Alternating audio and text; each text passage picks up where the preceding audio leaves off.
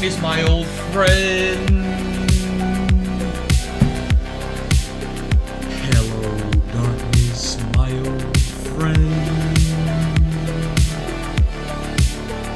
Chat, look. It's a Sunday afternoon. September 21st, crazy times. You know, these are the times when you sit down and get you a cold one and chill with the boy.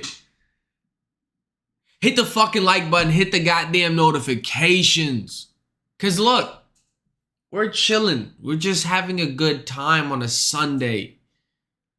Where else would I want to be other than with my chat? I ain't got no other friends. You are all I got, you know, chat. Listen, sometimes, you know, you just gotta come talk it out on stage, talk it out on, you know, live stream, or, you know, if you're watching this after the stream ends, you know, wherever, you know, sometimes you gotta just yap, you know, to the crowd, to the listening people, you know. I'm like one step below crackhead, you know, at least I wait for an audience before I start yelling. See, that's the difference between a comedian and a crackhead. The crackhead doesn't wait for an audience. He just goes. That's true art. Being a crackhead is a top performing activity in art. That's why the liberals love crackheads. Like, these crackheads are like ultimate artists, bro. They're genuinely, you know, really, really the top tier art. You know, they're performing without even a crowd. Yo, that's dedication to the craft. If you're really performing for the love of the game, you're performing for the love of the game, bro. You're really performing art. So go ahead and be a supporter of your local crackhead, because, you know, I'm just a suburban crackhead. You know, these real life artists are out there in your local city, in your fucking metroplex. Go support them. They need an audience.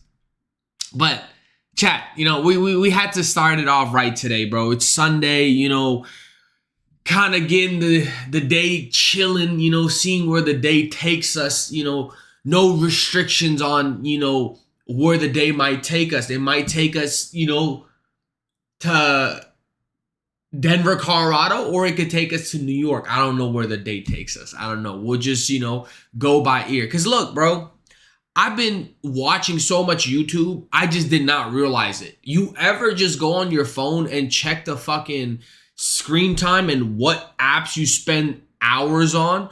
Bro, I had like 50 hours on YouTube in like a week or some shit. What am I doing, bro? I just be listening to podcasts all the time, but damn, I'm cooking my brain. You know, they talk about having, you know, AirPods in your ears and it's like cooking your brain like low key.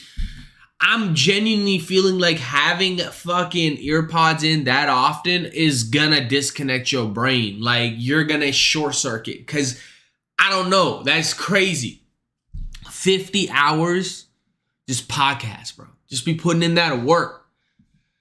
But I don't know. I just got to get this yap content from somewhere, bro. I've been trying to write new set, and I've been trying to get a whole new 10, 15. Like, I've been kind of slacking and going to shows, because the thing is, bro, when I don't have like new shit, I don't want to go do stand-up, because I'm like, I'm not wanting to rinse and repeat the same bits over and over, even though you kind of have to do that to really iron it out. But if you're streaming it, or if you're like making that shit on video, it's like hard to hear the same shit over and over. So you have to like kind of change it up. I don't always watch my, you know, stand up back, but when I do, I'm like, damn, bro, I'm like, you know, repeating that joke a little too much. I'm rinsing it and doing it too much, you know? So I sometimes have to like write a bit more. And recently I've been trying to get a little bit more into the storytelling of my stand-up, bro. Because I feel like that's where like you really get into the your own voice, as they say. You would really get into your own voice when you start telling stories and start telling like, you know, crazy shit, you know? Because everybody, you know, wants to go up there, ha ha, like this, like you just kind of just doing whatever to make people laugh, doing shock value shit. That gets boring after a little while. Sometimes you have to, like, you know, punchline, set up, punchline. You know, like you gotta treat this shit like boxing, you know. So I'm trying to be that top performer, you know, in writing, because I feel like my writing is where I'm lacking at right now. Like, I think most of the time I can perform, I can get on stage and really, like, let it loose, be the true crackhead that I need to be. Because, you know, like I said, you are only a crackhead if you're not having an audience. If you have an audience, you're no longer a crackhead. If you're doing this and, you know, chopping it up, if a crackhead had a phone on them and they were making TikToks, people would think that's normal. You know, that's just a normal guy. But as soon as you just start doing it and doing it for the love of the game, oh, that's when you become a true crackhead. I don't know, bro. Every time I refer to myself as a crackhead, I don't know why people get, like, so offended. Like, is that a problem? Like, why so serious? Why can't we just joke around anymore, bro? I was talking about this last stream. I was like, bro, why are people so serious? Why can't we just fuck around and just joke around without, you know, getting offended, you know? Just satire is you know, not accepted nowadays. Satire is, you know, are you know, not being able to really express themselves for real, you know. Just sometimes I feel like satire and really exaggerating above and beyond what it should be, you know. It should be, you know, looked at as a sign of creativity and being a full-on, you know, artist, you know. I don't know, chat. What are we watching tonight, bro? Let's see. I'm not sure what the move is tonight, but let's see. Let's see where the night takes us. Where the... Let me just click on YouTube one more time. Let's see where the informational superhighway, as they call the internet, the interwebs, take us. Johnny Harris, the world's most ignored war explained. Okay. They made 32 milli. Oh my God. I need that type of bag. Okay. They will never have another Anthony Bourdain. Might be it. I've not really known how great Anthony Bourdain is, but I guess we'll find out today, chat. I guess we'll find out today when the internet decides to. I remember being... Okay, Anthony Bourdain was apparently a travel chef, I think, right? If I'm thinking correctly. So this is by Renzi. Let's see where this takes us. Where the adventure takes us. I'm turning on the travel channel to see this towering, lanky frame on my screen. A man traveling the world with... Was he a comedian originally, though? I feel like a lot of these TV shows back in the day started off with motherfuckers wanting to be comedians, and they all of a sudden, you know, become a cook. Like this constant unenthusiastic expression. Yet the more I'd watch, the more it drew me in. A struggle to keep order against the natural forces of the world. The strong against the weak. In the real world, outside of the commercial in our heads, people get whacked with a belt. See, these shows weren't what I was used to. I did not give Food Network the show they wanted. Typically, there's this overly expressive enthusiasm and constant positive outlook. Their greatest fear is that they will not be in the television industry next year. That they'll say something or do something or make a decision that will be so unpopular that they will lose their gig. I don't have that fear. Travel is almost never a perpetual highlight reel. There's a lot of mundane boredom, a lot of grueling effort in between the beautiful moments. What's your... That's where you build your aura, bro, in the mundane, boring day-to-day, bro. That's where your legend is made. You know, you grinding through, you hitting them open mics, you hitting them fucking hours in. In the mundane is where, you know, real top performers are made. Oh my God. Damn. You okay, man? Yeah, I'm fine, but oh my God. Whoa. Scraped myself, but I'm okay. Oh, you saved that beer? Yeah, I saved You preserved the beer. Every destination, a lengthy train ride. Every architectural wonder, an exhausting line. That boy was like, hold my beer till dear life. Holy shit. But the lows make these significant moments that much more fulfilling. This is exactly where I've wanted to be since I said Street food, beautiful. Night market. There's at times a lot of uncertainty, which seems to be the theme behind titles like Parts Unknown and No Reservations. See, the appeal of Anthony Bourdain and these shows is that they weren't nearly as polished.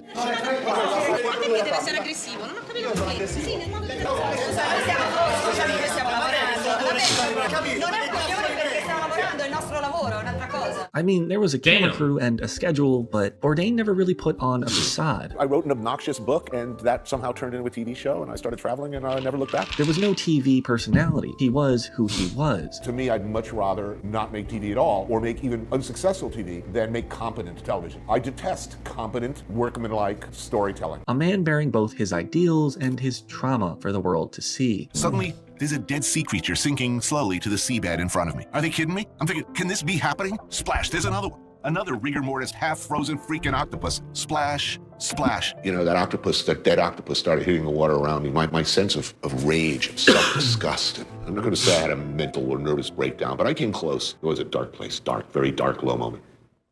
Born in NYC in 1956, he'd always grown up with a passion for food. Never mind, he was a comedian. By a trip to France when he was just a kid. A 10-year-old Tony ate his first oyster, and his world was never the same. I was the sort of kid who, if you dared me to eat something squishy, I'd eat it. After graduating from the Culinary Institute of America in 1978, he sought to carve out his own path of success. But the cooking world was anything but luxurious. Long hours and grueling work conditions made for a much tougher exterior. He'd bounce around from various kitchens in New York City, eventually settling in as head chef at Brasserie Leal. But there were years of frustration with both his career progression and his lack of a creative outlet. You know, I'd been in the business for over 25 years at that point. I was in my 40s. There's nothing more foolish than a person who thinks they can make a living writing. To make matters worse, what interest he had seemed shallow at best. So I had a pretty minimal expectation when I started to write this article, intending it for a free paper called the New York Press. I figured their standards were low enough. The editor said, yeah, we'll run it. It's great. We'll give you $100. I was thrilled. They said they'd take it, and then week after week after week, I kept getting bumped. However, this disappointment would end up being a blessing in disguise. So in a moment of drunken hubris, I called them up and said,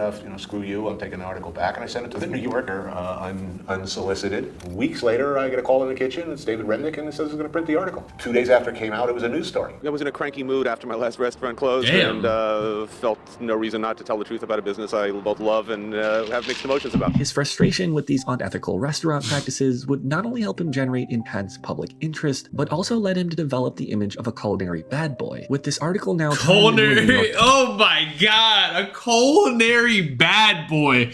Whoa, what the fuck kind of fuckboy name is that? Yo, I'm gonna learn how to cook just so I could be a culinary bad boy. What the fuck? Bestseller, he was generating quite the commercial buzz. This book that you did, Kitchen Confidential, big bestseller. It made a big splash because you revealed a lot of things about restaurants. You told people don't buy fish in a restaurant on a Monday because that fish has been sitting around for a while. You don't want to be eating mussels. Since the book came out, it's been nothing but free liquor and free food since that time. Chefs kind of dig the book. See, Bourdain wasn't like the typical chefs you'd see on TV. He was bluntly transparent and completely unfiltered. The average person when they go out to dinner eats about a quarter stick of butter and doesn't know it. By the time you leave the restaurant, you've probably eaten about a stick plus. Sure. A stick plus. Yeah. If I walk in a room where everybody agrees with me, I find that frightening and dismaying and boring as Fearless in the face of conversations that would terrify most chefs for fear of being blackballed from the industry. You think cooks and chefs would be angry with me after this book, too? You know, it's been nothing. Some have to be mad at you because you basically said, look out for restaurants. You're not necessarily getting what you think you're getting. Some people were horrified in Kitchen Confidential. The dismissive way I talked about people who order egg white omelets or, vegetarians. And in 2002, would break into television with his first show, A Cook's Tour. This morning, we're slipping out onto the mighty Maycon. I see everybody goes on a tour and all of a sudden they're like blowing up. So I need to go on a fucking comedy tour on just ghetto open mics, For a little breakfast. While it only lasted 2 seasons, Bourdain would grow to become a fan favorite, setting a new standard in travel shows. This was raw and unpolished. It wasn't about the luxury travel or upscale restaurants. It was about the everyman, the street food stalls, local small businesses, and the stories behind those who own them. There we are in the very simple country home of Uncle Hi and his extended family. He's got a few kids in there playing electric guitar, noodling away on an ancient Fender Mustang. This was way before any social media, before unconventional travel gathered mass appeal feel and became cool to vlog or document. He was essentially popularizing a new way to experience other cultures, a new way to connect with the outside world. Be open to experience, be willing to try new things, don't have a rigid plan, don't be afraid to wander, don't be afraid to eat a bad meal. If you don't risk the bad meal, you'll never get the magical one. But while a cook's tour certainly did well, never risk a bad meal just so you don't get a magical one. Ooh-wee. Ooh-wee. You could put that in a bar. Like, unfortunately, a bar. Don't risk a bad... Like, what? To experience, be willing to try new things, don't have a rigid plan, don't be afraid to wander, don't be afraid to eat a bad meal. If you don't risk the bad meal, you'll never get the magical one. but If you don't risk the bad meal, you won't get the magical one. Ooh. while a cook's tour certainly did well to showcase his charm and sarcasm, it was more so focused on the food. He was also still pretty new to the whole hosting thing. Still in the I feel like with my stomach, I'll shit every half of the... Bro, they be cooking with the dirtiest oil sometime, bro. of developing his voice. It wasn't until the premiere of No Reservations in 2005 when we'd really see this career start to thrive. This show, I guess you've been doing it for about 5 years in one form or another, where you travel around the world to exotic places and you sample the food, the cuisine, and the life of these areas. This time, it was less about the food and more about the culture surrounding it, with a higher production value and deeper cinematic visuals. Bright pastel-colored houses so the fishermen could see them back in the day when returning from sea. It fearlessly dove into complex issues surrounding both the country's politics and their society as a whole. One plate of food would be a good day for any of them. And here, I'm painfully aware, I'm eating 3. Food was still a core part, sure, I knew next to nothing about Shulekos before I came. but the monologues became more about the human condition and experience of the trip itself. So when I heard she died, I was determined to at very least say a few things left sadly unsaid. This was also the focus in Parts Unknown, a man eager to share his insight with the world, within places that were rarely ever explored by Western audiences. This is what you want. This is what you need. This is the path to true happiness. I'm not gonna lie to you, bro. When I go to Pakistan, I say the dirtier the food, the better it tastes. The dirtier the food, the better it tastes, bro. There's something with the fucking, you know, dirt in the food. Just, you know, something with street food, bro. Like, there's some authenticity to it, bro. There's something to that gringe, that like nasty flavor in there, you know? Bourdain's background as a writer all the would not only help pollution him connect with tasting his it up. audiences, but do so in a way that was almost poetic. I discovered the glories of the Waffle House. Marvelous. An irony-free zone where everything is beautiful and nothing hurts. And they got grills on the windows. It's crazy. Regardless of race, creed, color, or degree of inebriation, is welcomed. Even when he'd be cynical or sarcastic, there were never any sweeping generalizations. He was simply a man eager to explore. I don't have a political agenda. If anything, I like very much going to a place, thinking one thing and being completely wrong about all of it. Yet, behind the childlike wonder and impactful conversations, he was waging his own war behind the scenes. And he was just like, oh God, I fucking hate this. I feel like such a, what was the word he used? Such a fraud. And I was like, what are you talking about? You just had like 13 sold out shows. The book is doing amazing. Like, you're literally Tony Bourdain. He was like, yeah, it's all bullshit. I'm embarrassed that people have paid money to come and see me talk. He doesn't think he's as great as we know he is. See, a lot of Bourdain's insight into the human condition came from his own personal struggles. The use of substances and his mental health were things that he discussed openly. There was some dark genie inside me that I very much hesitate to call a disease that led me to dope. A lot of other addicts looked in the mirror every day and did not see somebody worth saving. Even though these issues were, at the time, far more taboo, most people would perceive a TV personality as stuck-up or shallow, too self-centered to grasp the complexities of a world outside of their own echo chamber. But listen, that's every online personality. Hey, we all want the attention and love, you know, we crave it, you know? No fear in discussing his struggles. He was unapologetically transparent. You ever got more than 10 likes on Instagram? Ooh, you the talk of the town. If he didn't like a dish or an experience, he'd let you know. I'm struggling mightily to gain interest here. Not that what Skiz is saying isn't interesting, I just feel like I'm dying. If he had trouble coping with his emotional turmoil, he'd bear it for the world to see. I'd like to be happy. I'd like to be happier. I should be happy. I have, incredible luck. I'd like to be able to, look out the window and say, hey, life is good. With him, it seemed like there was much deeper insight. Here was a man who had arguably the best job in the entire world, one whose personal experiences could rival that of any individual in recent history. By all measures, he should have been extremely content. Unfortunately, that's not how the human mind works. He's probably thinking he's the same guy he was in 95, and now here all these people love him. It doesn't make any sense. It just feel like this is gonna fall apart. This is fake. I don't know much about what went on behind the scenes or about the inner workings of his mind, but what I can understand is the feeling that though things are going really well, it doesn't. And that's what they say is the imposter syndrome nowadays, chat. Everybody's got it, bro. The imposter syndrome is going too well. Something's got, like, that's sad, bro. But it's, when success gets, where it gets, it just hurts. It's hard. Feel like enough. Those long days and long nights, and there was something noble about that. All of a sudden, he's just going to visit these guys, and he's not in the game anymore. As a man, these conversations are difficult. We tend to put up a wall, a fear of being transparent either due to past trauma or the crippling fear of rejection. There was this disconnect between the guy that he was before he got famous and the guy after. He always thought about how the old guy probably would have made fun of the new guy. When I'd watch him, I knew I wasn't getting some carefully curated persona or a pre-written script. I was getting Anthony Bourdain. He was a genuinely humble person. Like, he really didn't buy into his own bullshit at all. I would have spiraled into petty Is he crime, dead? Loser. Wait, is he still alive? Still, I Wait, hold on a second. For sure. It was the first time that I had any reason to respect myself, and the first time that I really found myself among people whose opinion of me I wanted and respected. So the restaurant business, without question, saved my life. The real opinions and perceptions of a man whose personal struggles reflected one similar to my own. This vulnerable dialogue helped foster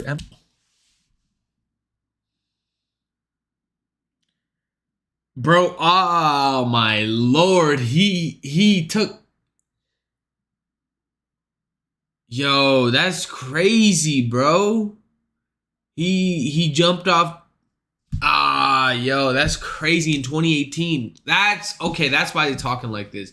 I didn't know that. That's crazy. That often isn't too keen to discuss these That's topics. the thing, bro. Sometimes it just gets to you, bro. Like, life just gets to you, bro. Fuck, I didn't know that.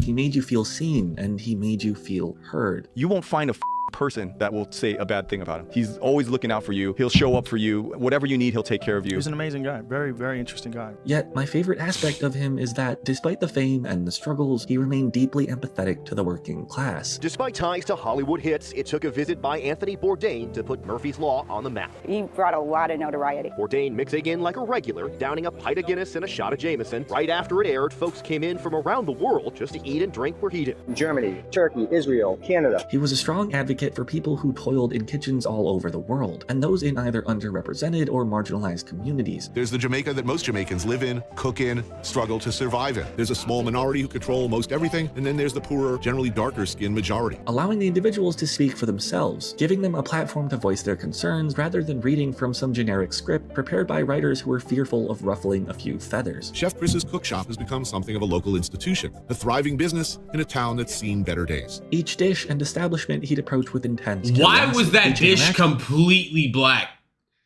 Holy shit. Somebody brought me a completely black dish. I'm gonna be like, what the fuck? Did you burn this shit?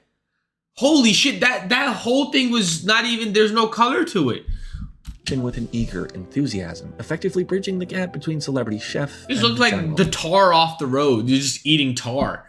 Public. I meet mostly pretty nice people, doing the best they can, often under very, very difficult conditions. This willingness to interact with nearly anyone helped foster a much deeper understanding and respect for other cultures. In my worldview, food certainly plays a role, hopefully, in bringing some kind of enlightenment and understanding and openness and appreciation of other cultures. He was essentially a one-man bridge into the lives of others. It's hard to quantify just how much of an impact he's had. To this day, people still watch his shows, champion him as one of their heroes, and consider him one of the greatest TV hosts of all time. And that's what was great about his show, is he went places and talked about food, but then, spiraled into so many other aspects of the cultures. Yet, despite the success, despite the accolades, I was standing there dunking French fries at age 44 with no future. He looks very red.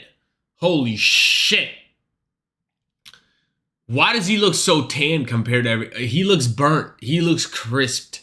Seems to have worked out. He was still human, like so many, still grappling with existence, still doing his best to make sense of it all. We ask very simple questions. What makes you happy? What do you eat? What do you like to cook? And everywhere in the world we go and ask these very simple questions, we tend to get some really astonishing answers. I can't say I understood most of his struggles or a fraction of his life experiences, but one thing I know for certain is that he's made far more of a mark than he'd ever realize. I was fortunate to have him on set. Every time he'd walk off set, I'd always shout at him as he was walking off. I'd say, in my next life, I'm coming back as Anthony Bourdain. I know many of you who watched him feel you too have lost a friend, a travel companion who was always up for an adventure. It's impossible to fathom how quickly one's life can change. Anthony once wrote, "As you move through this life and this world, you change things slightly. You leave marks behind, however small. And in return, life and travel leaves marks on you. Most of the time, those marks on your body or your heart are beautiful. Often, though, they hurt." There's no guarantees how long we're going to be here. Just enjoy life.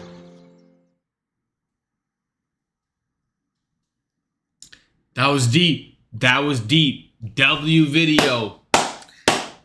W video. Hey, I'm telling y'all, bro.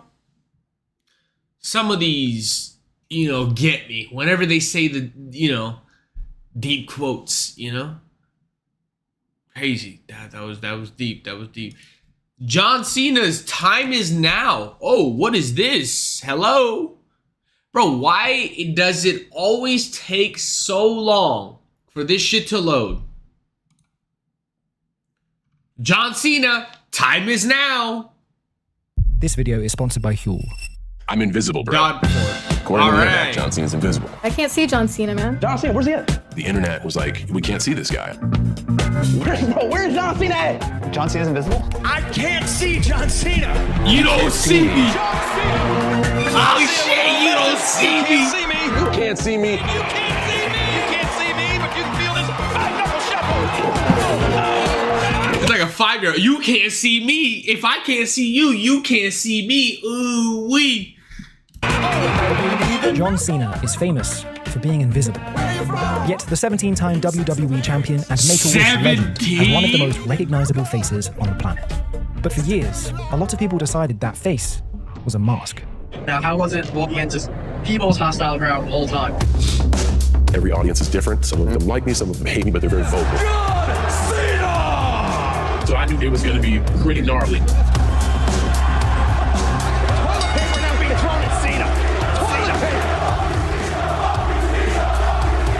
Because I thought I was going to get my ass kicked. On this night in 2006, the crowd weren't just booing John Cena. What do you make of some of the WWE? Bro, I would love to have a comedy show like this, bro. Imagine a WWE type comedy show. Ooh wee, that's peak. That's peak. I'm trying to get in the WWE, bro. Fuck it. And that they felt like they bullied you and things like that. They were booing what he stood for. An older viewer, if you like what you saw in 1999, when you turn in 2005 and 6, it is not the same thing. And it's easy to pin it on me. The really devoted hardcore fans wanting to come to boo John Cena. There's a large group of critical influence that wants me to change who I am. But this wasn't the first time he felt like the outsider. I hear that you were bullied as a kid, and I don't believe it. Ready? I was a string bean kid.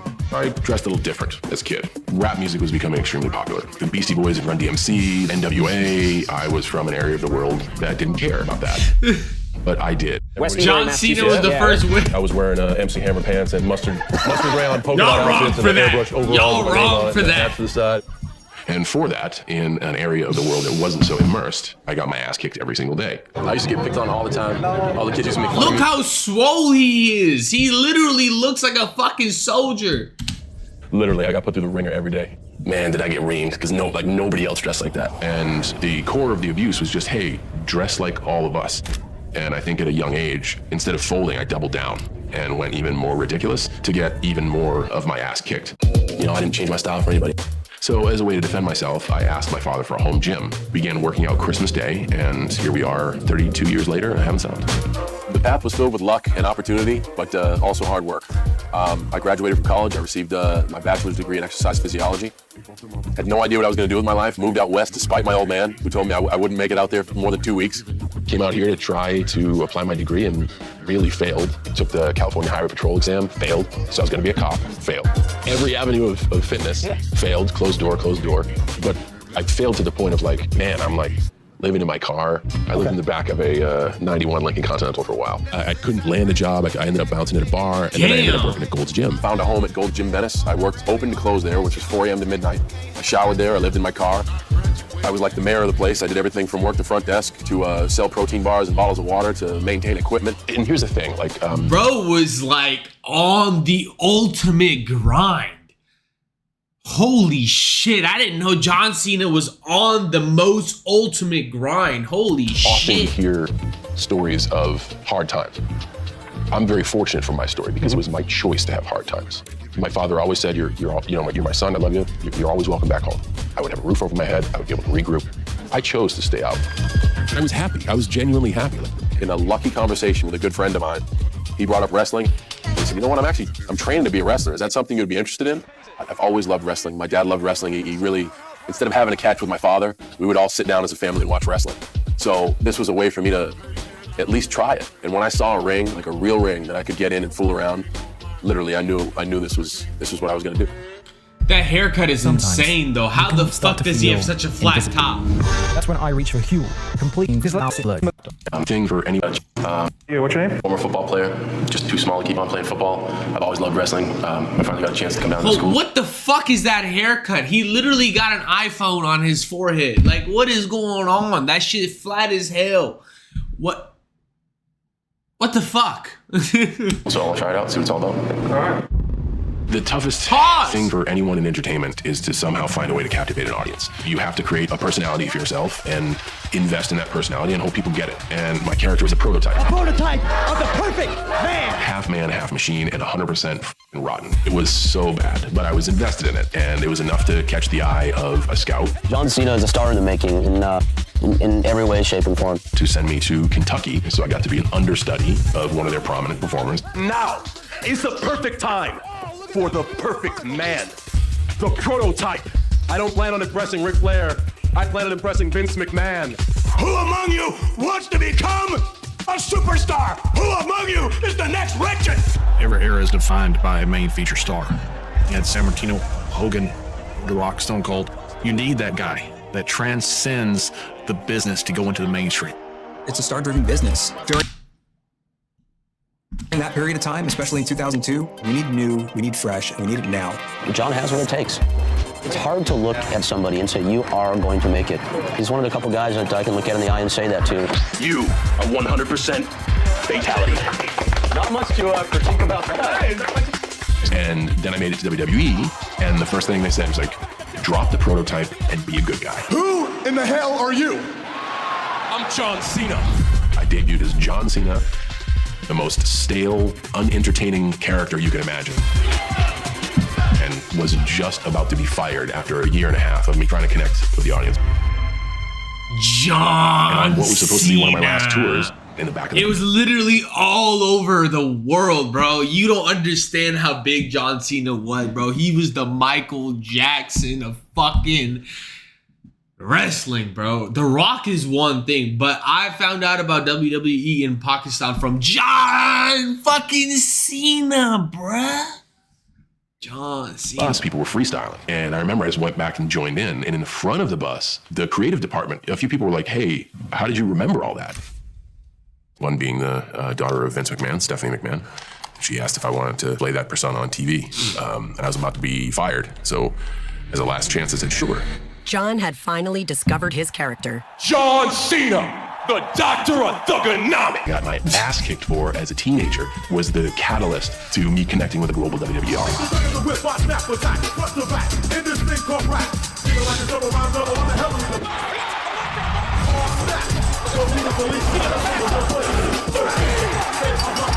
I will attack, and you don't want that.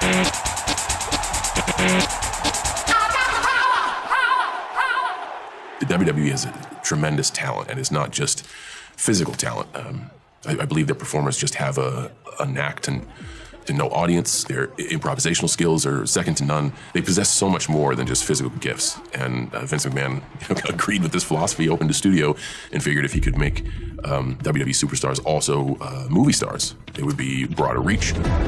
Sir? The Marine was a wonderful experience, and it's one I'll never forget because you can't have a journey without the first step. And the first step is always the boldest. They say timing is everything, and I was not ready for the opportunity I was given. My mind was elsewhere.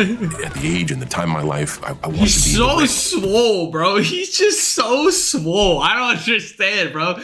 He's just too swole for acting, bro. I just wanted to go back to the ring.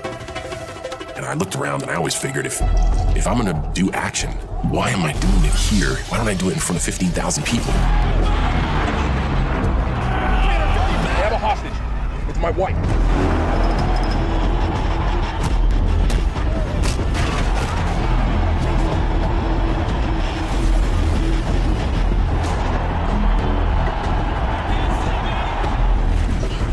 A lot of films, like your recent films, like 12 Rounds, The Marine, have not. He looks like he could be the next Terminator. Like, I can see John Cena being the Terminator. Honestly, that might be insane because he's getting old. Accepted by the film community. You have to understand this is like 2004 to 2009. These are the prime years of when things were catching fire, and the place I really wanted to be was on that canvas, man. Because that was where I felt most comfortable. There you go, baby. Shake. This is why I wrestle in jean shorts, by the way. Yellow. Hey, Mark Wahlberg, shut your bitch up. Mark Wahlberg? Me? I look like Mark Wahlberg ate Mark Wahlberg. The audition process is scary for me, like it is for most people, and it is a business of failure. Deadpan play was just like, just be yourself, man. They called you in for a reason. Just be who you are. Bring a sweater, okay? And I was. I will fuck you, all right? I will enter you. You're gonna enter me? Sure. Current U.S. wrestling champ has performed in front of cameras for more than a decade, but this time, let's just say he's showing off his comedic side in Judd Apatow's new movie, Trainwreck. Have you been in other movies, by the way? A bunch of action stuff. This is the first time I've been able to kind of let loose and have some fun. Get off into me for, man. What the fuck are you in your underwear? Tighty whities? Really? Now that's just racist. The superhero universe, the DC universe. Bro really fucking made it in the super... Bro, if you fucking, as an actor, become a superhero, you made it, bro. Universal appeal, very much like WWE. People around the world just get it. You meet the moment when the opportunity comes. And look, we've talked before about all the superhero roles that you were up for that didn't work out for various reasons. And thank goodness the right one came and the right supporter came with James Gunn and Peacemaker. They call you Peacemaker?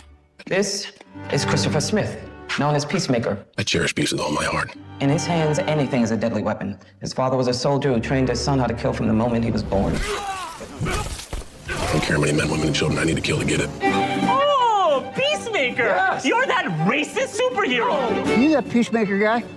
Yeah. Evil supervillain? You only kill minorities, man! I killed a fair amount of white people, too. The ratio is suspect is all I have to say. Damn! Kind of rough go for me lately, Dad. I was laid out in the hospital for like 5 months. The guy's a total douchebag. Pathetic. Oh my God. He's hugging me. Hey, bud. Learn to drive now? You drive us home? He's hugging me. Hey, Dad. Damn, bro, I miss my cat, bro. That's how I used to hug my cat. Like, oh. Bro, having a pet eagle, peak American, bro. That's peak American. I had my fucking sperm. Going to a Nancy boy like you. Well, what the fuck? If you can do some good with it, maybe take out a couple of commies, some blacks, some papists, a cake or something. Dad, that's not my thing. I do what I do to stop criminals, not a specific. Yeah, sure. Beneath the absurdity, Peacemaker is about inherited hate. Jesus Christ, you're a fucking pussy.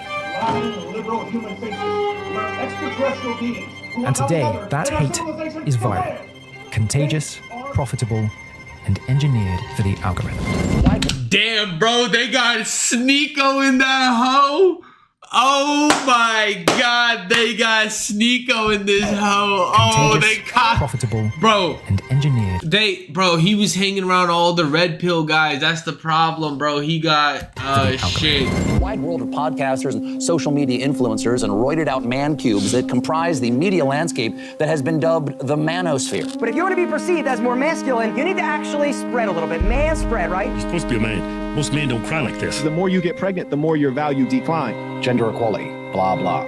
Most people would rail against being called a misogynist, but not Andrew Tate. You're fat. ugly sack of shit. Not only does he embrace the label, he actively promotes his hateful views about women to his millions of social media followers. Women. What happened? I gotta watch a documentary on Andrew Tate because I have not heard from Andrew Tate in a fat minute, bro. He was all over the internet and then disappeared. So what happened? I gotta know. Not only should women clean up, women should clean up unprompted. You talk to that bitch. Who cares if she says no? I should be allowed to have a bunch of chicks and do whatever I want. She should obey. Hard as it is to fathom, Tate is in the business of monetizing misogyny, and it's made him rich beyond belief. Boom in her face, you grip her up by the neck. Ain't ready for the big man slap. I got a big hand. What's up, bitch? Damn. I think Andrew Tate is a unique evil in the world. His success is born from the fact he's tapped into a very impressionable constituency. If you're the kind of person who feels like they need therapy, you're useless. Young men who've fallen under the spell of this very toxic icon. Do not sit. Look, fucking want to sit down! You do not tell me when to sit down! I'll bust their jaw with the bottom of my hand, and the top of their head will feel the sting from the fingers. The whole boom. You do not control my body. Damn. Look at me they now. like sneak dissing him on this video. Then what the fuck are you gonna do when your face is collapsed and your fucking cheekbones broken? And he's influencing a generation. What does this have to do with John Cena at all? Unless they're about to take it into the heel aspect of things, like when John Cena became a heel. Of younger men. That is a unique evil, I think. You ain't gonna do shit but cry. In a world where rage makes men visible, John Cena's strength has always been the opposite. You're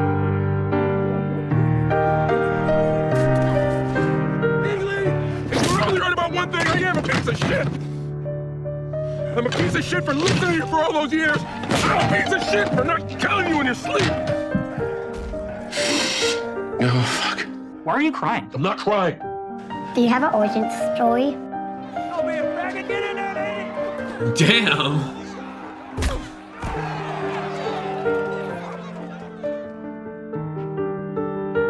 You dumb fuck, you killed your brother! You killed your brother, you piece of shit!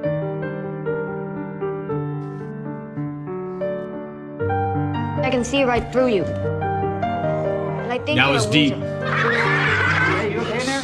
Because Peacemaker has masculinity issues. Listen, I know when we first met, I said I thought you were a total piece of shit, but I don't think that anymore. No.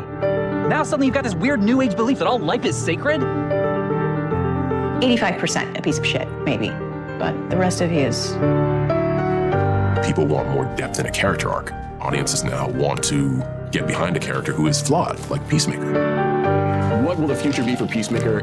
Does this guy have a chance? He is truly a misunderstood monster, and I think as a viewer, we enjoy going on those journeys. Ladies and gentlemen, my friend, Peacemaker himself, Mr. John Man, yeah, y'all see how he walks, bro? People talking about he's having back issues, like the way he's leaning. Like, look how he's like leaning forward. Like his walk is a lot. All fucking power lifters go through this, where they get like terrible lower back pain, where they have to like move forward and do it. John Cena. It seems like Mr. Cena here, like you live and breathe this. Did this dipshit really show up in full cosplay mode? This is a guy that did half of his press tour in the Peacemaker costume. Do you just kind of always happen to have that hanging in your closet, ready to go? Why are you in your costume? Costume. This is a uniform. This is Comic-Con. This is where we're supposed to do this, right? You are such an advocate for children, but you've said that you don't want kids of your own. I don't think I'm personally ready, nor will I ever be, to invest the time it needs to be a great parent. Because I want to live life for all it is. I've made a pact to myself that I can truly affect lives with what I do, as you saw with Jaden and with Make-A-Wish. You are the #1 Make-A-Wish granter of all time. 650 wishes granted from the Make-A-Wish Foundation. 650 wishes. 1, 2, 3. You can't see me. It's no secret that Make-A-Wish is a very, very John Cena is a great guy, bro. Life's work. Gonna make me cry. He's a great guy. Ladies and gentlemen, this is KJ, and the champ is here! As hard as the franchise of WWE works in front of the cameras, he works twice as hard behind the cameras. That child doesn't have to think about being sick or what medications they're going to take. Oh, what a scene right there. That is what John Cena is all about. And those parents are watching their child be free of all of that and hopefully free of pain for a few moments. Say hi to everybody at home! Wait.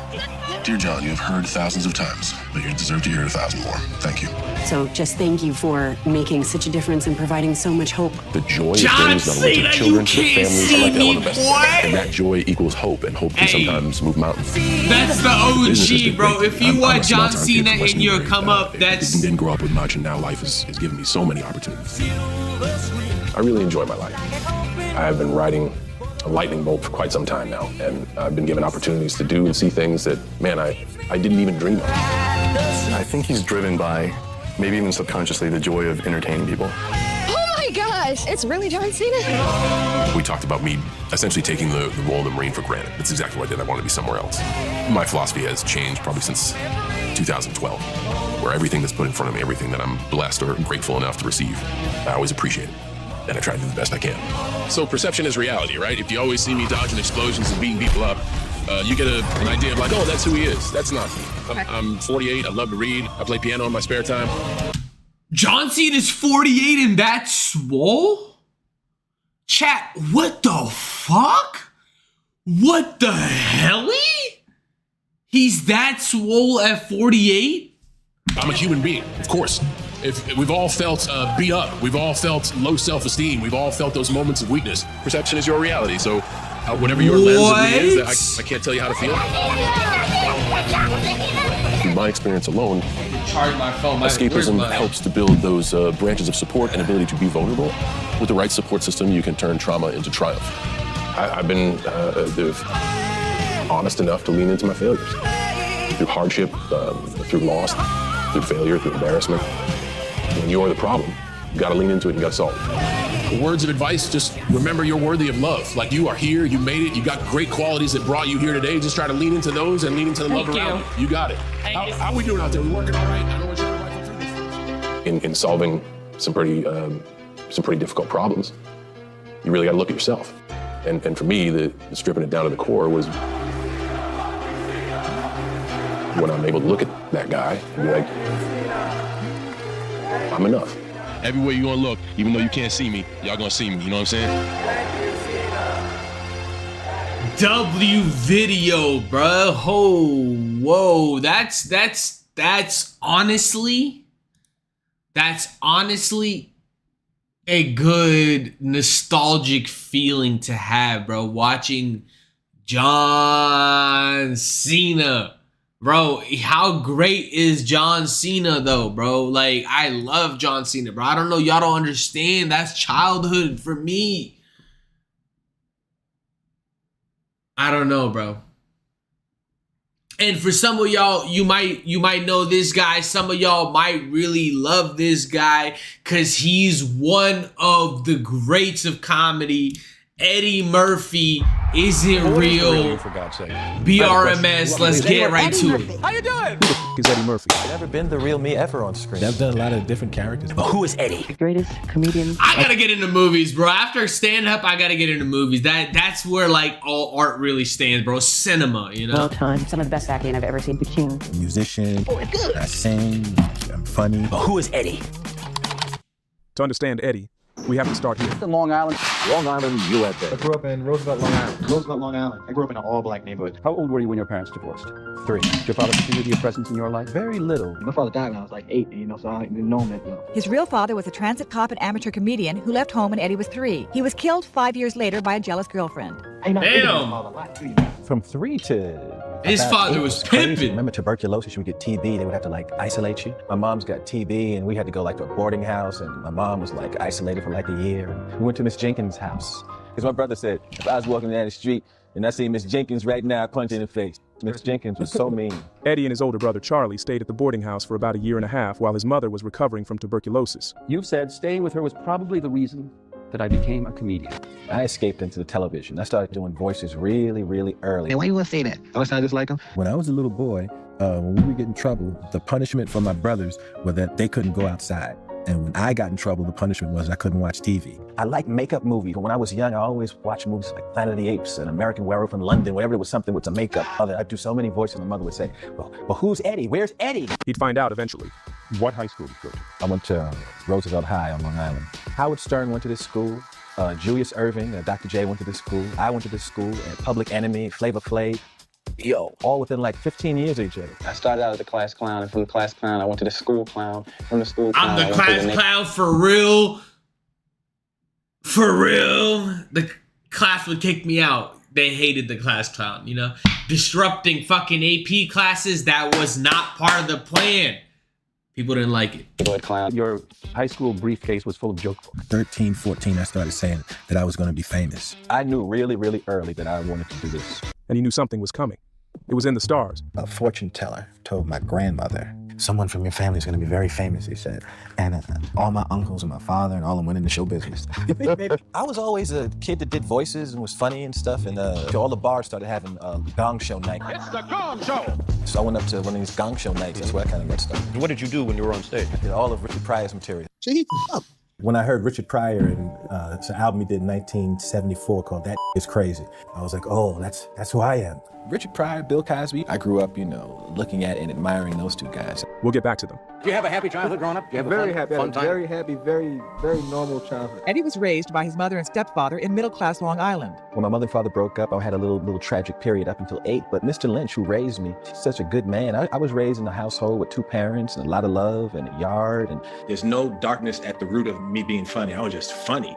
And I was never creepy outside. I graduated most popular boy. When I was about 15 years old, I started doing talent shows and stuff like that. When I was about 17, I started working at it.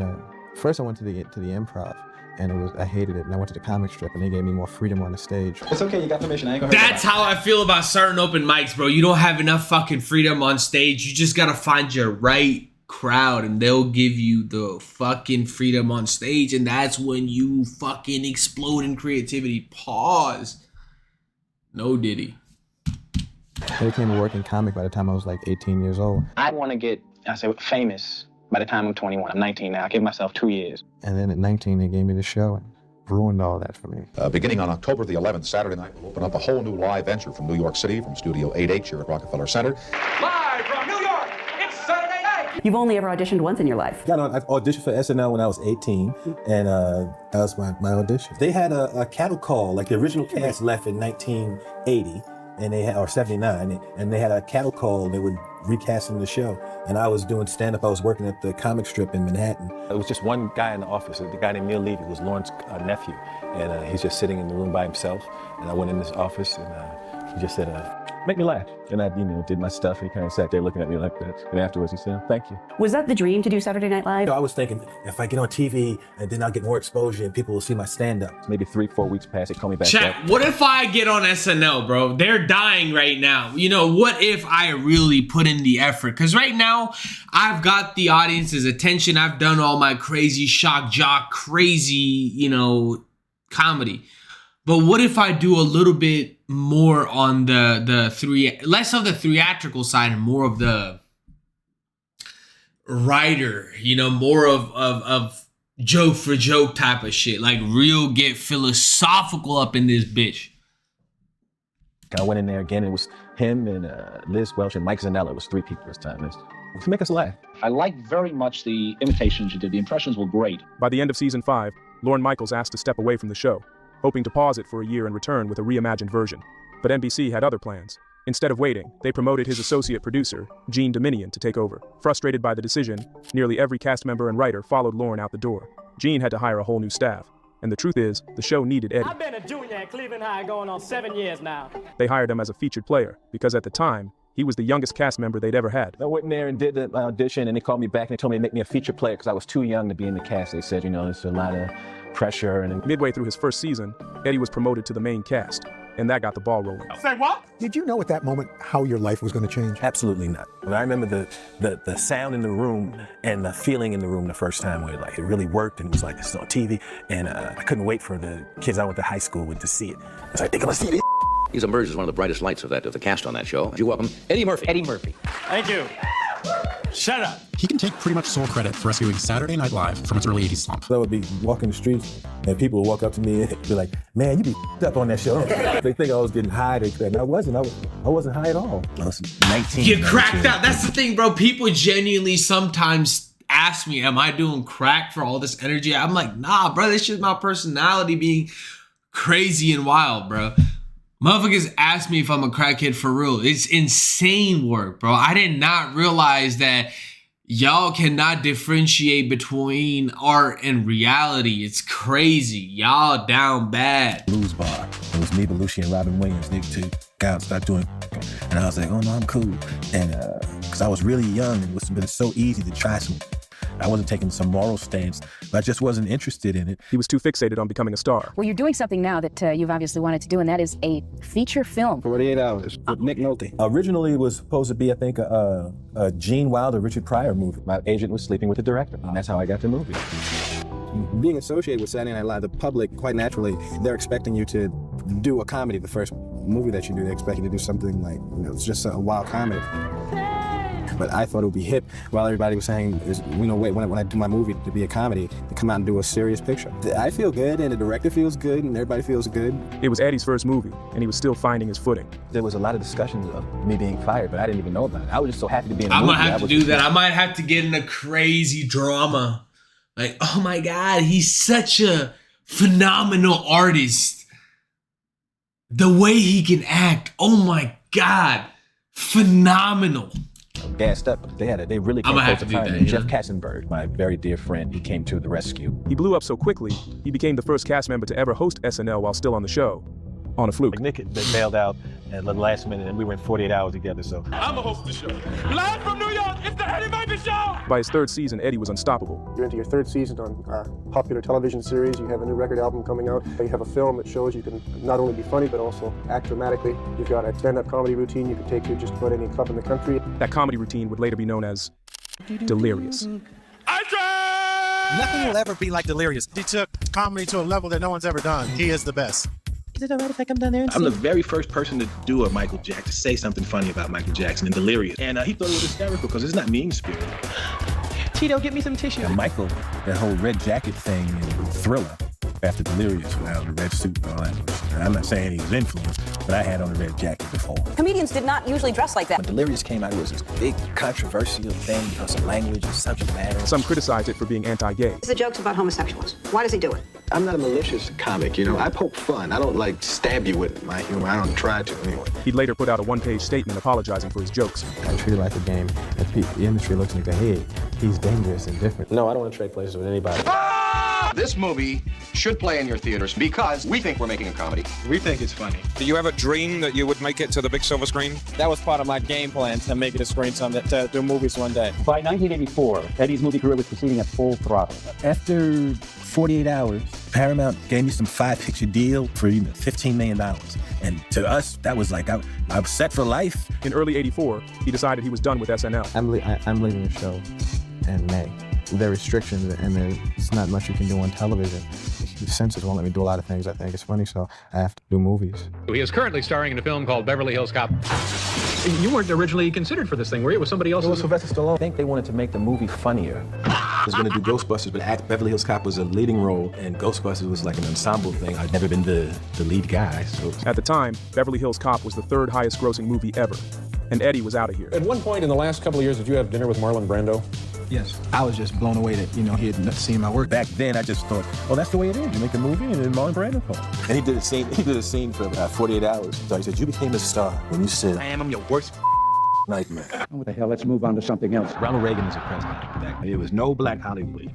I feel like, damn, bro, if you could become an artist at a fucking stupor level like that, whoo, the amount of fucking crazy fun you'd be having is Marlon Brando you hanging out with, Dave Chappelle, Dave Chappelle, your homie, The Jackson 5 and me and Magic Johnson. That was all the black people. That was all the black people around when I came out here. I kind of took it for granted. You seem to be a rather quiet and shy guy. Is that the real Eddy Murphy, or? You said I was going crazy. It was happening too fast. I'd go from being the happiest guy in the world to being depressed. It's really when you get famous really young, especially a black artist. I liken it to, it's like living in a minefield. At any moment you can step on a mine. At any moment something could happen that can undo everything. But he couldn't slow down to watch his back. He was a rock star, literally. I'm an artist and I just do a bunch of different stuff. My mother would go to work and I'd get dressed up and do shows by myself in the basement. Or I'd break into the auditorium at the school and get on the stage and do shows. Is that when you did your Elvis Presley? I do Elvis Presley concerts. I was Elvis for 40 minutes. Elvis had a huge influence on me, and I was rolling like Elvis too. When we was on the road, I had a crew. With like leather suits and like Elvis, man. And when I got older, it was like, oh my God, Elvis wasn't cool at all. Elvis was going through some $1 million career by making people laugh. Well, now he wants to make them party all the time. Eddie Murphy has been in Buffalo for almost a week. Most of that time has been spent inside Rick James' recording studio. It's an album. Yeah. It's music. It's not comedy. No comedy on it? What? In '85, Eddie decided to follow his passion and release a music album. What happens is after a while, you start, I guess your ego goes nuts and you say like, I can do anything. The album peaked at number Bro, 26 I'm on gonna the have to Billboard do 200. that. I'm gonna have to do that, bro. Drop a fucking song. If I link up with Black Bear, Drake, or Kendrick, or whoever, bro, like The Weeknd, I don't know. Making a song with Kendrick would be hard. He's like, you'd be like, you dumb. Like, but The Weeknd make a banger with Cardi. Hey, who wouldn't want to do that, bro? But the lead single, Party All the Time, was a certified hit. My girl wants to party all the time, party all the time. Eddie Murphy went for the triple threat in the 80s. Just like that. When you hear the most talented man in show business, when you hear he's a genius. You know, people dream about big things happening, but did you think it'd be this big? You have a lot of people trying to be your friend. I'm a Prince groupie. The story about Prince challenging you to a game of pickup basketball. I think it was in '85, like when all that androgynous was going on. Prince had on that outfit that was in the Kiss video. And he was like, Is anyone up for a game of basketball? he was like, what the My brother was like, all right, it's going to be shirts against blouses. You had to give Prince respect and his props. He was like dribbling around you like Michael Jordan. Game. Blouses. Eddie Murphy Raw is Murphy as Murphy in concert with the rawest of language, and he's never been funnier. But one person didn't think so. One of your heroes, Bill Cosby, whom you have not met, and he telephoned you. This is true. I ran in the house all excited to talk to Bill and picked up the telephone and Bill got raw on me. I would like to talk to you about some of the things that you do in your show. Well, what Bill Cosby gave you a hard time about language and all that. I was so mad, I called Richard Pryor's house up and said, yo, Richard, Bill Cosby just called me up and told me I was too dirty. And Richard said, do the people laugh when you say what you say? I said, yes. He said, do you get paid? I said, yes. He said, well, tell Bill. I said, have a Coke and a smile and shut up. Eddie Murphy lives up to the concert film standard set by the man he calls his That's a bar. Anytime some motherfucker gets me. And Richard said, do the people laugh when you say what you say? I said, yeah. Yes. He said, do you get paid? I said, yes. He said, well, yeah. Tell Bill. I said, have a Coke and a smile and shut up. Shut the fuck up. Ooh, Richard Pryor on one. Hey, I'ma need that. You still good. You still good. lives up to the concert film standard set by the man he calls his idol, Richard Pryor, and that is high praise indeed. Eddie was still the hottest comic in Hollywood. At Paramount, the only thing pulling in more money than him was Star Trek. He was untouchable. And right around then, his mother told him there was someone he should meet. Keenan Wayans called me and said, why don't you meet us at the Improv? Because Keenan's a New York comic, and they were friends with Eddie. And we all met in front of the Improv. And Eddie's mother had told Eddie, I saw a young man on Solid Gold, and he did stand up. And I think you all look like you could be brothers. I want you to look for Arsenio when you get out there. So, and the first thing Eddie ever said to me in Murphy fashion, he looked at me and he says, you don't look like me. And they made something incredible. Fascinating. Where'd the idea for Coming to America come from? It was God. It's something that I wrote. I wanted to do something where I was playing a bunch of characters and wanted to do, something different. I came up with it on tour, when I was on tour, in the back of a bus. The quest. And I wrote it down. And he called me, he said, how would you like to stop doing Ghostbusters cartoons? Paramount was sued by Art Buchwald, who claimed they stole his idea for the film. They'd later settle for $900,000. It was one of the best films ever. Because Coming to America became this cult movie. It became part of the culture. Well, I was also impressed by Eddie Murphy and Arsenio Hall in terms of what they did on the screen. I thought that both of them showed an enormous range of comic ability. Right. It even had a sitcom. I'm going back to the moon now. I didn't get a lot of help from Eddie Murphy. That surprised me. Never saw him the whole process. The show would only produce one episode. I can be a Beverly Hills Cop. You can be a Beverly Hills Cop too. On his latest movie, Harlem Nights, Eddie Murphy did everything except develop the film. You took the step every actor dreams of into directing. Back then, it was calling it the new black renaissance, and you had all these new black directors, Spike Lee. Damn, bro, I didn't realize how legendary Eddie Murphy was. I knew he was big, but god damn, bro got everything under the sun. So it's like, I'm gonna direct something too. You had an added pressure when you were doing this movie, directing your idol. Sweet as sugar. He's brilliant in my movie. He's brilliant, funniest, and coolest. Me and Richard Pryor play two guys that own an after-hours club in Harlem, and the mafia comes and tries to take our club over. Michael Michelle was originally cast as Dominique LaRue, but was later fired from the role. She would go on to sue Murphy, claiming she was let go for rejecting his romantic advances. Murphy denied the allegation, stating he had never even had a private conversation with her. The lawsuit was settled out of court, and Jasmine Guy took over. It's only business. The greatest comedian of all time, the king. I've always been cool with him. Don't get me wrong, he's not, like you and me. Yeah. He's Michael Jackson, but he's pretty normal. And Michael wasn't the only one he was getting close to. What is the deal with you and Eddie? Oh, Byron, we're friends, we're close friends. Back in our youth, Whitney was another person, just a friend of mine. I may have gone to dinner with her a few times, but it was never like we were dating. We were never boyfriends and girlfriends. She was enamored by Eddie. 274-2903. 213 area code. Have you ever had a date from hell? I invited Eddy Murphy to my house one time. He's not gonna like it. And I invited him to dinner. And I remember he said, yeah, I'll be there. And I pre-cooked and all the stuff, and he never came. That's a real fucking high-profile relationship right here, bro. You did all the cooking? That Eddy Murphy had called her the morning of her wedding to Bobby. Yeah. And warned her not to get married. Whitney said, guess who just called? And I said, who? She said, Eddie. He must be out of his mind. He's gonna call me on my wedding day and tell me that I'm making a mistake. Eddie had his fair share of women, and by 1990, he had become a father to 2 sons. This is where I'm going to make my children. Around that time, he also began a long-term relationship with model Nicole Mitchell, whom he met at the 1988 Image Awards. After nearly 2 years of living together, the couple married in March of 1993. These days, Murphy is spending most of his free time with his longtime love, model Nicole Mitchell, and their 2-year-old daughter, Bria. And you're getting married in March 18th. I'm the happiest I've been ever right now. But around that time, Eddie entered a low point in his otherwise Teflon career.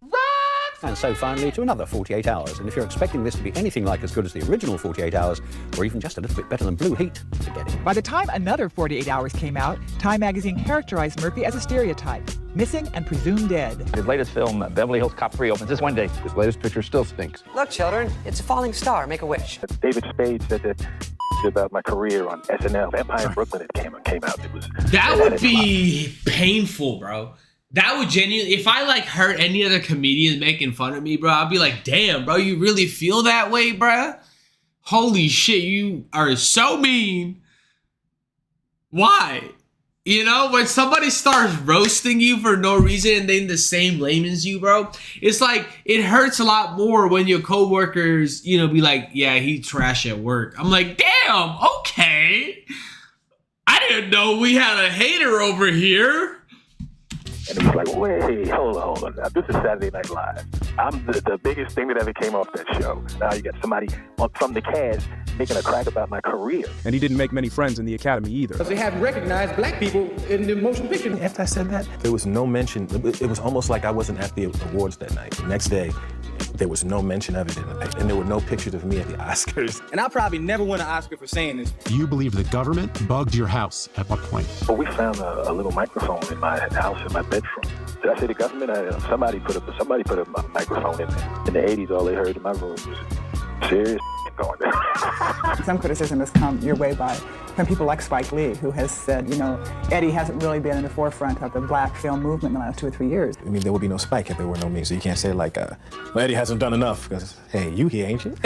His last couple of films were box office flops. What happens is, as an artist, because you care what the critics are saying, you care what the audience is saying, you start trying to cater to them, and you'll be trying to make everybody happy, and you lose yourself trying to do it. He had a few bright spots, of course. There's something different about Eddie Murphy these days. And I'm pumped because your mind didn't move from the bird. As you get older, you change. You like being a dad? You have fun with it? I want to look good for my wife, too. Hey, you. The coolest thing about Boomerang and the most political thing about Boomerang is that it's a movement. All black cast, and it has nothing to do with being blacks and nothing. You got to coordinate. Yeah, this cat and the LA Times is tripping because there were no, there were white people in the movie, but there were no white leads in it. And you take a picture like Boys in the Hood. No one tripped about that because it was, a movie that dealt with a violent thing, but regular thing, and it was business. So, where are the white people? Who's running that office? That kind of. When I'm on camera with you, don't be, Get back in the song. Damn, bro, I didn't realize how white Michael Jackson really got, bro. Holy shit, he got white. A single with Michael Jackson called What's Up With You. We forget that he was a black man. He was the first trans Was Michael Jackson the first trans? Then things got nutty. Hercules. How many characters are you playing in this movie? 7.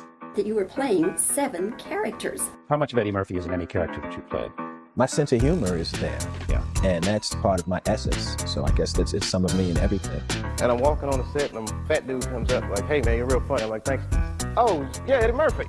Who, by the way, I gotta say, is literally one of the funniest people I've ever met in my life. I don't drink. I smoked a joint for the first time when I was 30 years old. I've had wild times, but I've never been, yeah! Eddie Murphy tells E.T. that his wife and children were out of town, says he wanted something to read and went to a late-night newsstand. He stopped here and picked up the suspected trans at 4:45 in the morning. Deputies conducted a traffic stop of the car a few blocks away, at which time they learned that the driver was actor Eddy Murphy.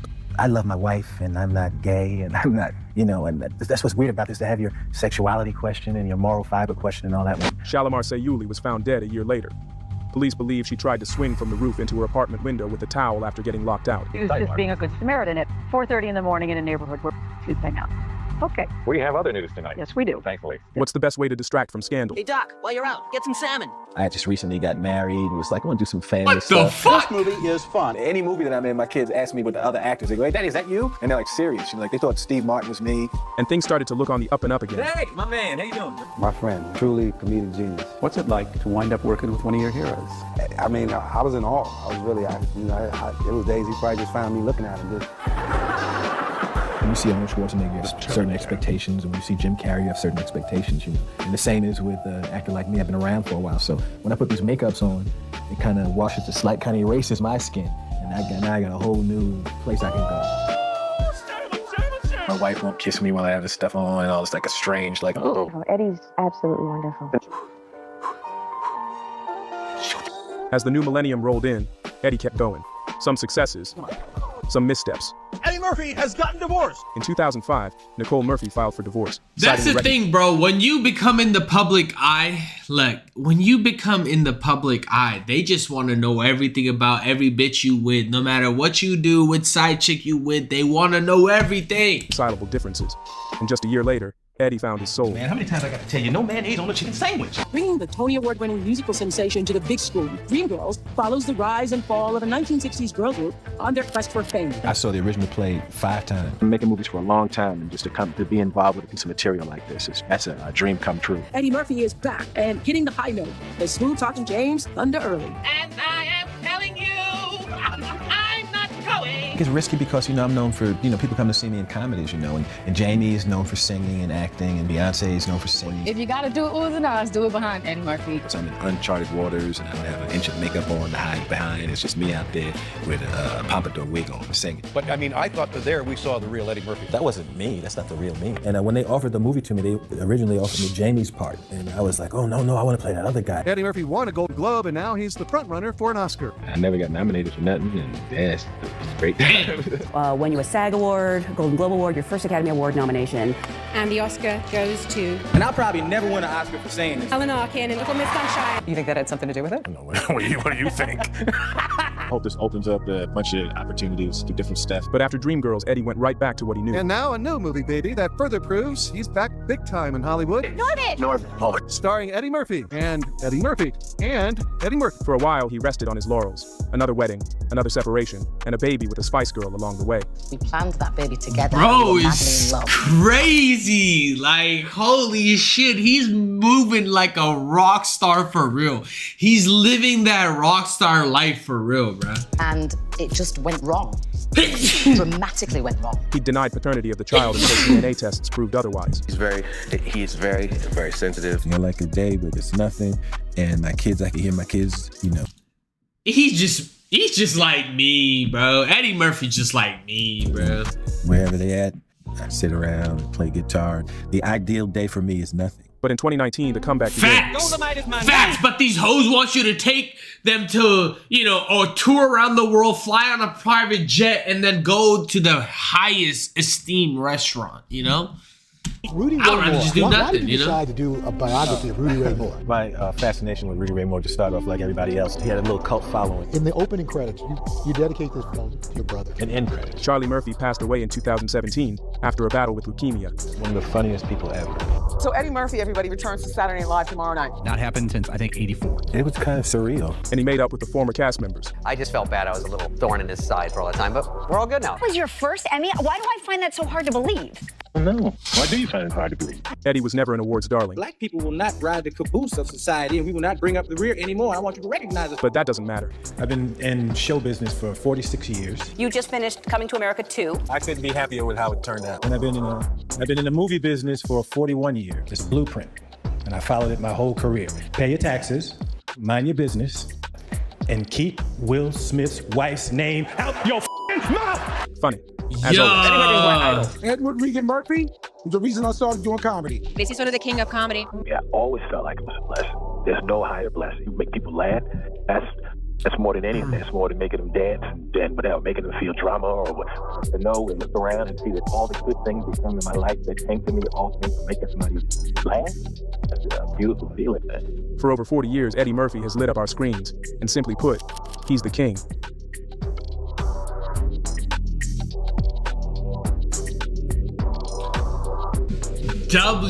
Eddy Murphy, bro. Holy. I knew he was a GOAT. I didn't know where he was in the GOAT status. You know, I knew he was one of the top dogs. I didn't know where he was at it, you know? Like, I just like, you know, knowing things sometimes, chat. If you've stayed this far, hit the fucking follow button, hit the notifications, hit the damn buttons. I'm bringing you the top G content. Look, get you a good hydration drink, because look, it's hot outside. It's hot outside, so I want you to stay hydrated. I want you to stay with me.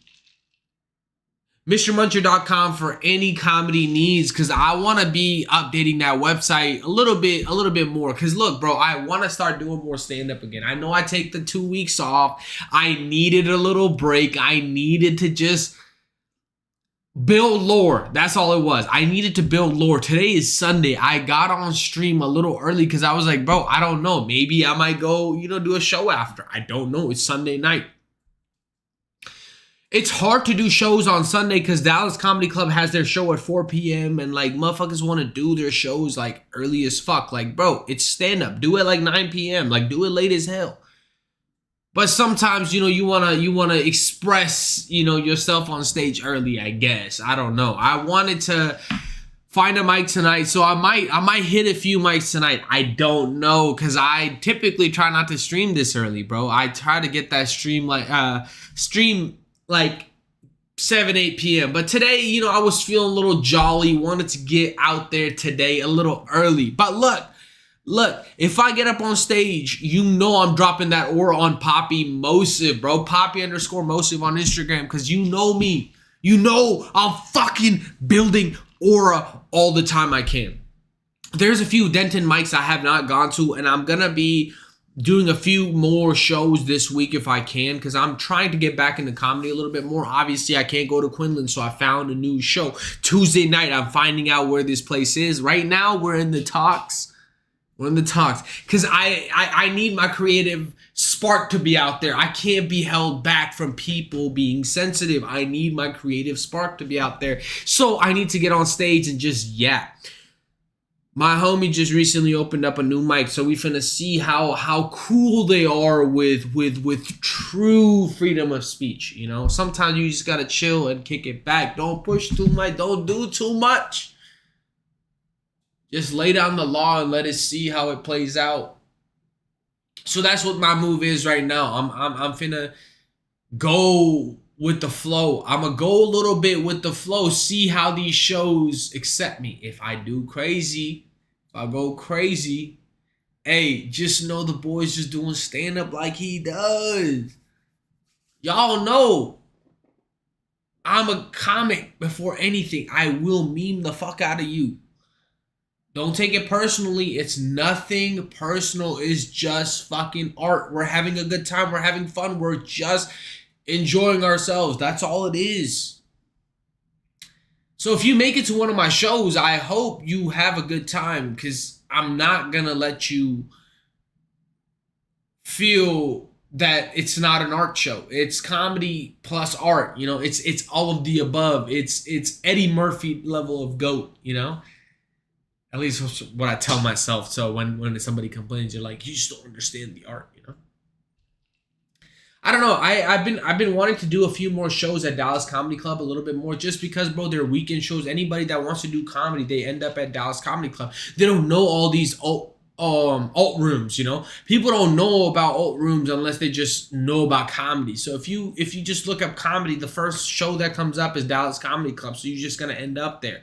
So I started kind of putting a little bit more eggs in the basket down there, just because, bro, I want to get on stage and I want to yap in front of new people. You know, I want to yap in front of a crowd that I have not yapped in front of. Because right now, bro, I feel like I got a little too comfortable at Quinlan's. I enjoyed my 6 months there. I did a little 6-month set. We got a few people that would be regulars. You know, they became regulars. They wanted to come see us, and they enjoyed the show. But sometimes, bro, when you really want to pursue art and you really want to push that to the next level, you have to go to places that you're not like really comfortable. And that could be as simple as going to a fucking mic that's super bass, like super bass mic. I feel like Dallas Comedy Club is the most bass mic. I'm gonna start trying to go to fucking Hyenas, but the thing is, they closed down the open mic at Hyenas in Dallas. I don't know why the fuck they would do that. You're just basically shooting yourself in the foot. You're wanting, you know, short-term gains, and you're gonna lose long-term gains. You know, I'm just saying. But the only Hyenas with an open mic is in Fort Worth. That's about an hour and 15 for me. Easy. But I'm on that grind. I'm ready to put in that effort, because I don't want to just step away from the comedy, bro. Like, I'm not gonna lie. As much as I like to get away, I like going, you know, on vacation, and I like getting away from the mic, I don't know, bro. There's just something to it. It just keeps me well organized. I'm like,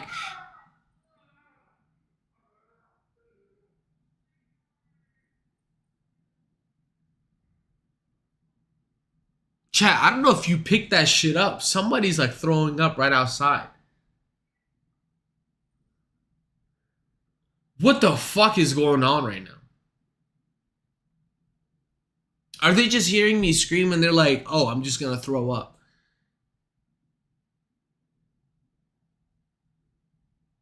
Okay.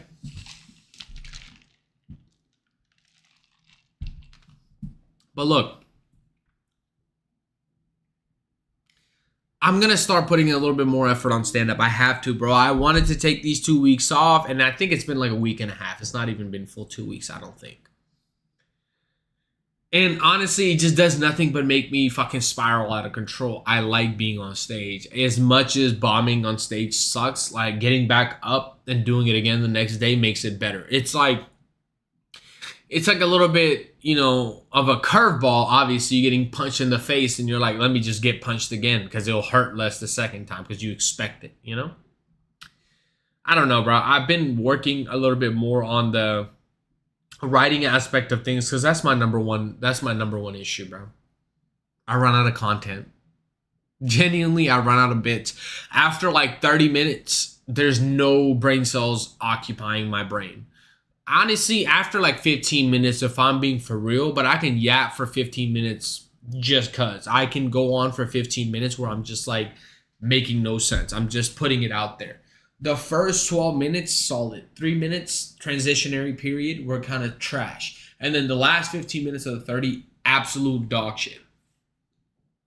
So that's what I enjoyed about Quinlan's, that it gave me more time to be on stage. And so I was able to get a solid 15 in.